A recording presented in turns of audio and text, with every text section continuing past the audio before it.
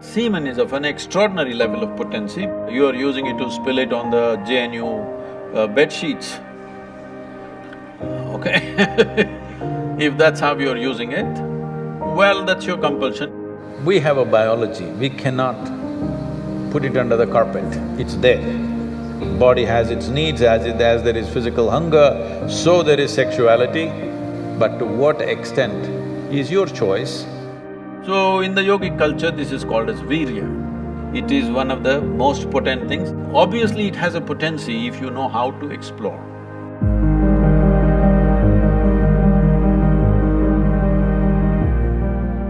Namaskaram, Sadhguru.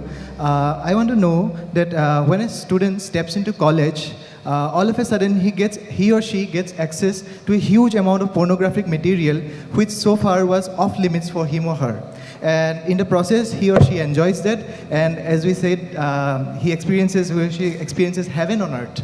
But, and we even have nicknames for those people who overdo it. They masturbate. We overdo it sometimes. So how do we know how much of that is good or bad? And so can we have the truth about masturbation? Oh, looks like a popular question, eh?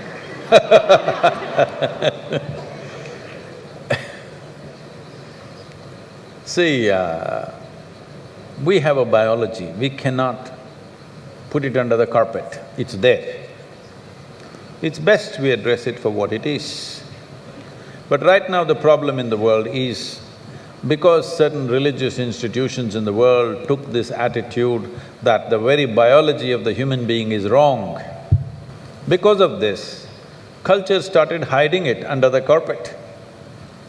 Well, in this culture we never had it, but after the British came and left, we became more prudish than the British.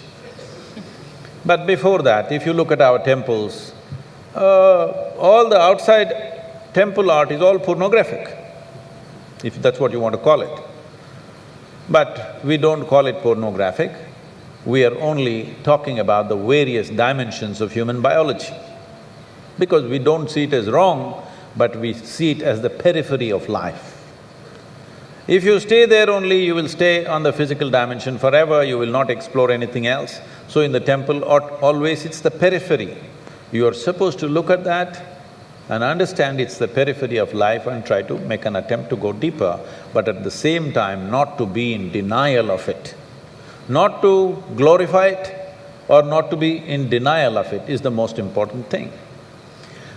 But in your college, watching these things on the whatever, your internet or whatever, people tell me that…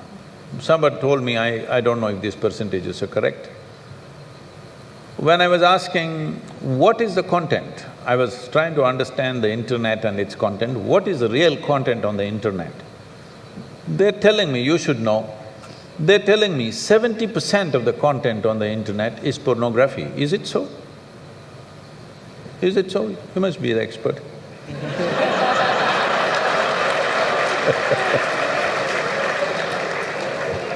Is somebody doing PhD on it?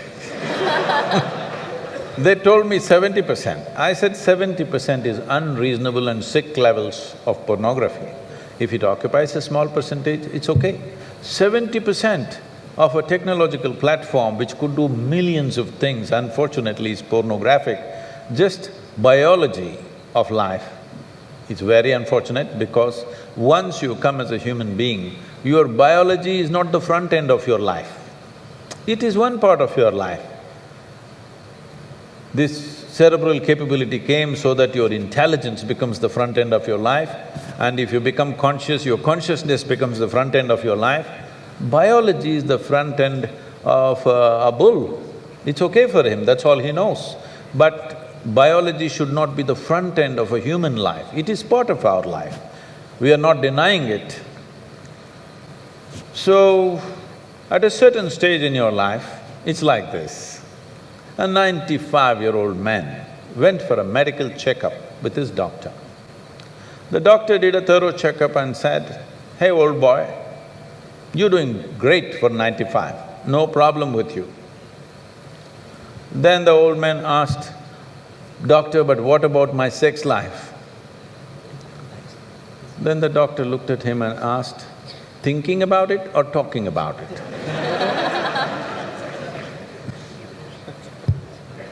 So at different stages of life, there are some times you only think about it and talk about it, there are some times you indulge in it. These are passing phases of life. How much of it is needed for you, you are the best judge. But at the same time, you came here not to explore your biology. At least you should have gone to MSc in biology. You shouldn't be wasting your time in a technological institute exploring biology. Does it mean to say you don't have biology, you don't have biological needs? You have, it's fine, but it must be on the periphery. It should not become the core of your life because it will reduce you in the sense. A creature which was purely biological evolved into a place which has an intelligence of its own beyond its biology. See, animal intelligence works for its biology alone. How to get its food, how to get its mate, this is all its entire life is. If human intelligence also functions like that, you are bellying the evolutionary process. You are seeing how to go back, take the evolutionary process backward, not necessary. This does not mean you do not have a body, body has its needs, as there is physical hunger, so there is sexuality. You have to address it in some way, but to what extent is your choice, but definitely it should not be the front end of your life because you're rolling back evolutionary scheme of putting your intelligence and consciousness in the front. Instead of that, you're putting your biology in the front.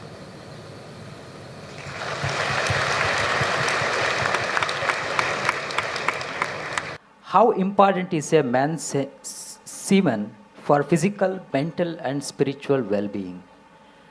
Can wasting our semen damage us spiritually? Well, you know, semen is the basis of your physical existence, whether you're a man or a woman. You have come into existence because that is 50% of the ingredient, yes?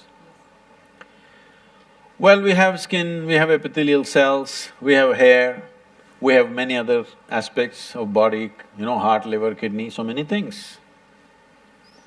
All these cells are of a certain potency in their own way, but semen is of an extraordinary level of potency, it can create a whole new life. Well, today you can take an epithelial cell and do a lot of things in a laboratory and maybe we can clone you, all right? So the potential is here also, but it is not in the same dynamics as it is in a cell which you're referring to as semen. So in the yogic culture, this is called as virya. Virya also refers to what you call as vajra, which means stability, or diamond, which is the hardest thing. So in the human body, virya is considered to be like vajra. That means it is one of the most potent things if you know how to use it. Well, how to use it means you can use it to produce a child, that's one thing.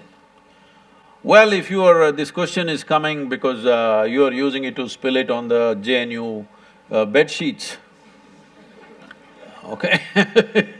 If that's how you're using it, well, that's your compulsion, you're doing whatever you're doing. This is not something to be judged morally, that's not the point, it's a question of what is the level of compulsion that one has. But anything in this body, can it be transformed into a different level of function? Absolutely. Not just semen, just everything in this body can be transformed. See, suppose I gave you all soup-making ingredients, same soup-making ingredients to every one of you. Do you believe all of you will produce the same soup? No. You will produce 500 varieties of soups, those same ingredients. That's all that's happened with us right now. All of us are fundamentally same ingredients, but see how different each one of us are. Different soups. Well, if I give you soup-making ingredients, either you can make a great soup or a lousy soup. Depends what kind of skills you have, isn't it? So this goes for everything, not just for semen. Every dimension of your body and your mind, you can transform into something tremendous, or you can make it mediocre, or you can make it a serious problem. Every aspect of your life. That goes for this aspect of life also. This same energy, see, people are making it literal translations, but if you want to produce a certain, let's say, epithelial cells, how much energy the body spends on it? And if you want to produce a cell which you call a semen, how much energy body spends is very different. This can be scientifically established. So, when you're investing so much energy in that, obviously it has a potency if you know how to explore. But are you competent to explore? Are you capable of exploring? Do you have the necessary sadhana and guidance to do that? That's a big question mark.